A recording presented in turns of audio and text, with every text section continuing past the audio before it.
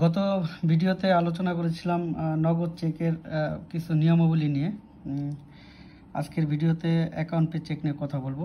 যারা ব্যবসা বাণিজ্য করেন, চাকরি করেন, আর্থিক প্রতিষ্ঠানে বা প্রতিষ্ঠানে চাকরি করেন, তারা অ্যাকাউন্ট পে চেক সম্বন্ধে তাদের ধারণা আছে, কিন্তু সাধারণ মানুষের ভিতরে অ্যাকাউন্ট পে চেক চেনার বা বোঝার বা এটা কিভাবে লেনদেন করতে হয় সেই ধারণা কম। সেক্ষেত্রে তারা কি করে, একটা অ্যাকাউন্ট পে চেক এনে জমা বোঝা ছাড়া কাউন্টারে প্লেস করে যে আমাকে টাকা দেন। তারা বুঝতে চায় না যে এটার জন্য একটা জমা বোঝা লিখতে হবে। জমা বোঝা লিখে তারপরে টাকাটা ট্রান্সফার করে যার অ্যাকাউন্টে যাবে, তারপরে তিনি চেক দিয়ে টাকা নেবেন। সেক্ষেত্রে আজকে এটা নিয়ে কথা বলবো। এখন আমার হাতে যে চেকটা দেখতে পাচ্ছেন, এটা এখনও একটা নগদ চেক। হ্যাঁ, বিআরআর চেক। এখানে মোহাম্মদ রকিবউদ্দিনকে দেওয়া হয়েছে, ঠিক আছে। তিনি আইডি কার্ডের ফটোকপি দিয়ে এই চেকটা নিতে পারবেন। নগদ চেকে হচ্ছে আপনি এটা ফ্লেক্সিবল, এটা যে কেউ নিতে পারবে। আইডি কার্ড শনাক্ত করে নিশ্চিত হয়ে কাস্টমারের সাথে কথা বলে এটা যে কেউ নিতে পারবে। জাস্ট পিছনে দুইটা স্বাক্ষর দিয়ে মোবাইল নাম্বার দিয়ে আইডি কার্ড দিয়ে নিতে পারবেন। এখন অ্যাকাউন্ট হোল্ডার, এই যিনি অ্যাকাউন্ট হোল্ডার, উনি যদি মনে করেন না এই চেকটা আমি জাস্ট মোহাম্মদ রকিবউদ্দিনই নেবে, এই টাকাটা তার অ্যাকাউন্টে ঢুকবে, এই রকিবউদ্দিন ছাড়া আর কেউ নিতে পারবে না, সেই ক্ষেত্রে কি করতে হবে দেখেন। কাস্টমার যদি এই কোনায় দুটো ক্রস দিয়ে দেয়, এরকম ক্রস করে দেয়, এখন কিন্তু এটা অ্যাকাউন্ট পে চেক হয়ে গেল। এখন কিন্তু এই টাকা মোহাম্মদ রকিবউদ্দিন শুধু তার অ্যাকাউন্টে টাকা জমা করে তারপরে চেক দিয়ে নিতে হবে, ঠিক আছে। সেক্ষেত্রে এই পিছনে স্বাক্ষরটা করে দিলে এই চেক এখন আর কোনো নগদ পেমেন্ট হবে না, এটা এখন ট্রান্সফার চেক হয়ে গেছে, অ্যাকাউন্ট পে চেক হয়েছে। এটাকে অ্যাকাউন্ট পে চেক বলে। সেক্ষেত্রে আমি আপনাদের একটা দেখাই।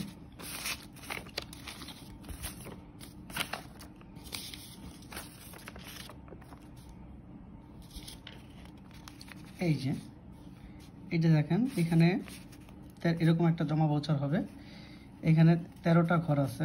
অনলাইন নাম্বারটা সবসময় 13টা ঘর হয়। আমি অ্যাকাউন্ট নাম্বারটা দিলাম না, এটা ব্যাংক নিরাপত্তার জন্য কাস্টমারের অ্যাকাউন্ট নাম্বার এখানে দিলাম না। এখানে একটা রূপক অ্যাকাউন্ট নাম্বার ব্যবহার করলাম। দেখেন এখানে 13টা ঘর আছে। আমি এটাই অ্যাকাউন্ট নাম্বার। এই অনলাইন অ্যাকাউন্ট নাম্বার সবসময় 13 ঘরে হয়। অ্যাকাউন্ট নাম্বার দিলাম। আপনি ওই ব্যক্তির অ্যাকাউন্ট যে শাখা, ওই শাখার নাম লিখবেন। নাম লিখলাম, টাকার পরিমাণ লিখলাম। দেখেন এখানে কি লিখলাম, বিবরণের, এটা একটু খেয়াল করেন, এটা ভুল করে। চেক নংটা দেবেন চেকের, এই যে যিনি চেক দিয়েছেন সেই চেক নং আর তারিখ হচ্ছে চেকের তারিখ, দুই পাশেই এভাবে দিবেন। টাকার পরিমাণ, জমাকারীর স্বাক্ষর দিবেন, জমাকারীর ফোন নাম্বারটা দিবেন। এইভাবে করে এই দুইটা চেক এইভাবে দিলে, এভাবে করে পিন মেরে ব্যাংকে উপস্থাপন করলে, হ্যাঁ, ব্যাংকের অফিসার এটা রিসিভ করে আপনাকে দিয়ে দিবে এবং বাকিটা ট্রান্সফার করবে। এখন অ্যাকাউন্ট পে চেকে একটু সতর্ক থাকতে হয় যিনি দেন বা যিনি নেন। দেখেন এইখানে একটা চেক আছে, এখানে একটা চেকে সেম চেক, শুধু রকিব লেখা আছে। এটা কিন্তু একটা অ্যাকাউন্ট পে চেক। এখন এই রকিব যদি এই চেকটা ওরকম জমা বছর লিখে প্লেস করে, তো সেক্ষেত্রে কিন্তু একটু সমস্যা হবে। কি সমস্যা হবে?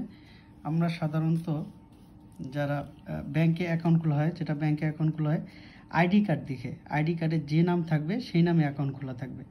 দেখেন এখন যদি আপনি